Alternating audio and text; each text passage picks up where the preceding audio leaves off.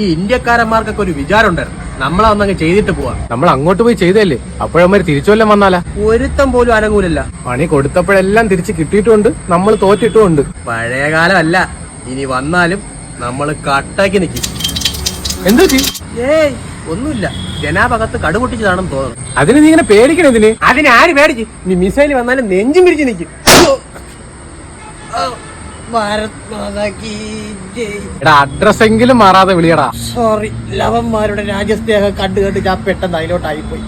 പാകിസ്ഥാൻ ബാതാക്കി ജയ്. നീ എന്തോന്ന് കോപ്രായം കാണിക്കണത്? പിന്നെ മിസൈല് വന്ന് നെഞ്ചിൽ വീണ ഞാൻ ഇവിടെ കിടന്ന് ഇങ്ങനെ കാണിക്കുവോ?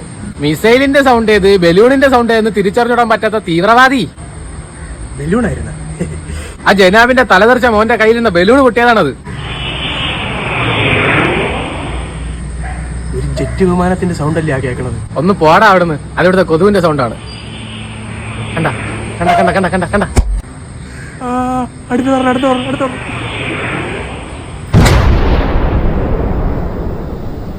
എല്ലാം അറിയാവുന്നുള്ളൊരു തീവ്രവാദി. ജെറ്റിന്റെ സൗണ്ട് ഏത് കൊതുവിന്റെ സൗണ്ട് ഏതെന്ന് അറിഞ്ഞൂടാ. പട്ടി അവന്മാര് ഇപ്പൊ ഇങ്ങനെ അടിക്കുമെന്ന് ഞാൻ പ്രതീക്ഷിച്ചില്ല. അവന്മാര് മാത്രം അടിച്ചിരുന്ന നമ്മക്ക് എന്തൊരു ഇപ്പൊ അവളുമാരെയും കൂടെ കൊണ്ടല്ലേ നമ്മൾ അടുപ്പിക്കണം.